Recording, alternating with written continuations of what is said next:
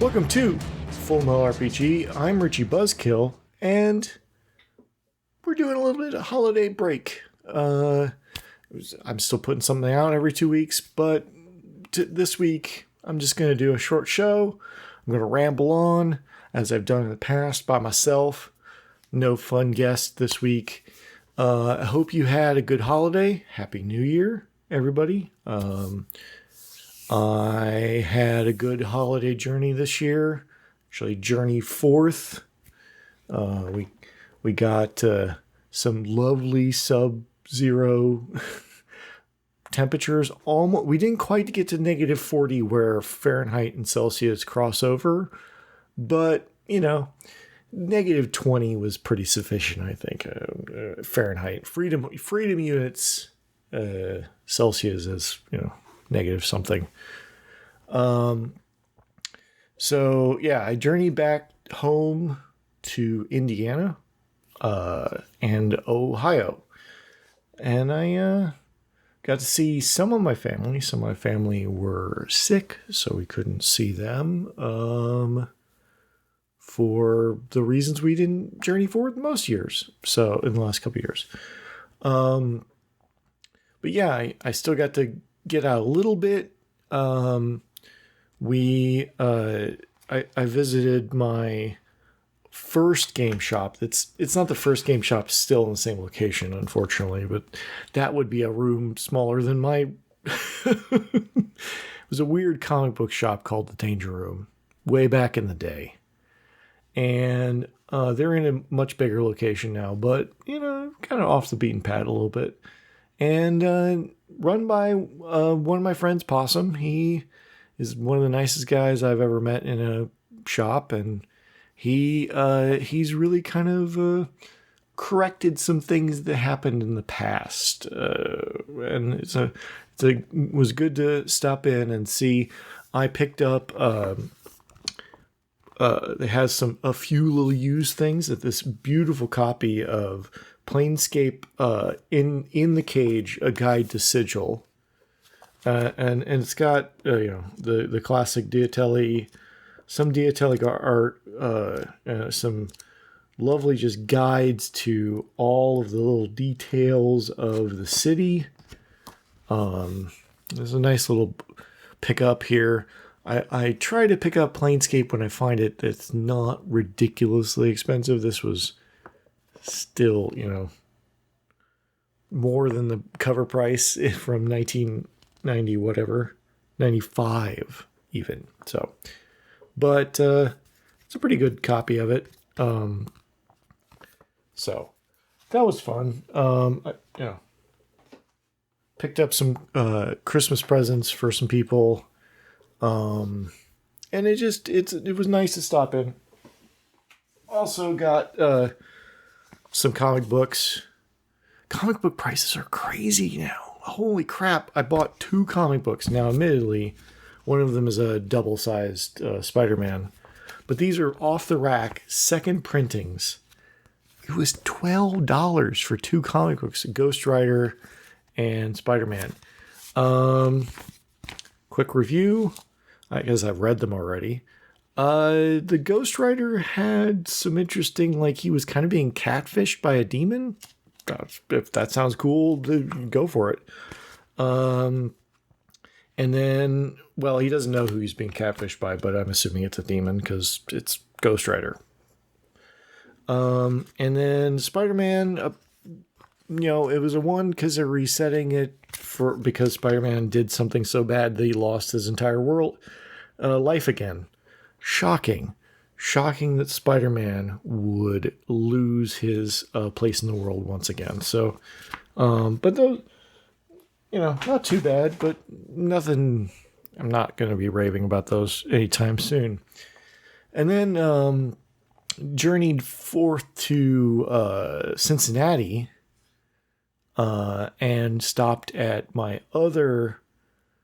When I lived in Cincinnati, the shop that I went to was Yada Quest, and Yada Quest, the father retired, and then the sons picked it up, and now they're doing great. It's a big, giant shop. It's got lots of cool stuff. I picked up Live and Direct and Rocker Boys, some reprints of the old Cyberpunk 2020 stuff, because I don't have them. I don't have all of the reprints or the originals, so I'm still picking these up. These are, cool old reprints that Artel Sorian were doing, so, fun stuff. And the most relevant book I got for Christmas is Medieval Swords. And of course, I'm hoping that this you can read this, but if you can't, it's fine. This is like, how like old D&D is obsessed with different kinds of polearms?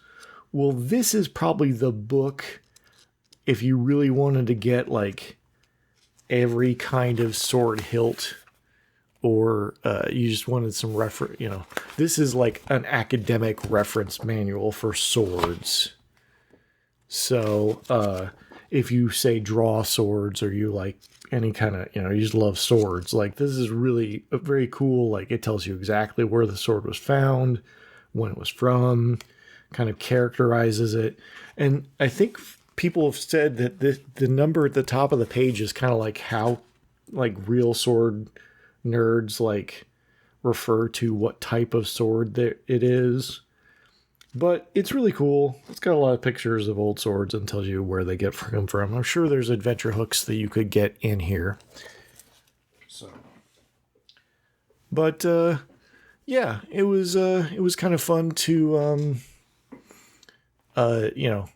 wear long johns for a few days while trying not to go outside in the Midwest. And then came home and been working on painting and stuff like that for miniatures, but got kind of swept up into the hype for the new year. The hype for the new year, for those that don't know, is hashtag Dungeon23, which we have a channel on our Discord. You should come check it out if this sounds interesting. But it's basically, most people are doing like a mega dungeon kind of idea where they'll try to design or describe a room for the day. And there's a lot of cool stuff that's already happening. I, of course, because I'm weird, I'm doing a sci-fi thing a day, but in the same kind of vein. So like the first day I did a bar called the Jackpot, which nobody knows why it's called the Jackpot. It's been servicing this industrial area in the city for longer than anybody can remember. Just a short little paragraph. And then I did, today I did a ship called the Red Letter Day that traffics in lithium from the belt to the Gekon. Just kind of like just doing a daily writing assignment kind of thing. I really enjoyed it a great deal. It's just something I can like after dinner or whenever I'm just sitting around like, oh, I have an idea, and just slap that out. But if you are not on Discord, you should be. But if you are on social media and you are doing this, tag Full Metal RPG on there so I can see what you're doing. Because not Facebook, maybe eventually, but I don't go in there very often. But you should on the Instagram or Twitter, Richie Buzzkill on Twitter. If it still exists by the time this comes out, we're racing that head of lettuce again. Anyways, yeah. So that's been fun. That's pretty much like what's going on, but we've got some changes coming to the show, which is great. I'm glad that everybody rode along with me for the year. But as I kind of alluded to in the beverages and bullshit episode, I'm adding Nolan, Showalter, and Kayla to kind of the rotating roster, hopefully, and I think that will help get things moving a little more smoothly. I think we did all right last year. There were some obviously bumps in the road. I still don't know what happened in May. Anyways, but that's the new contributors. I'm going to try and do some looking at new show types and new formats, including I want to do a little journalism. So if you have a story you would like somebody to look into a little deeper, or a rumor or a weird thing about RPGs, hit me up. I'm looking for stories. The one that come right to the top of my head is I kind of want to retell the story of when RPG designers got raided by the FBI. I think that's happened a couple times, but there's one I'm specifically thinking of. So, but we're going to try and do some more fun shows, because I know that sometimes I can be a little bit of a downer, a little bit of a buzzkill, as it were. But we're going to do that, show types, journalism, and then we're going to try and flip the table on the downward spiral of the Patreon is losing money. The show is not getting downloaded as often. I'm trying to figure that out. So if you know somebody that would like what we're doing, or if you can tell me why you maybe avoided these episodes, let me know. I'm all ears. I'm hoping to help people and have some fun while talking about this hobby that is ours. So that's pretty much about it. I'll see you in a couple weeks. We'll have a show, I promise. And thank you very much. Have a good night. Bruh.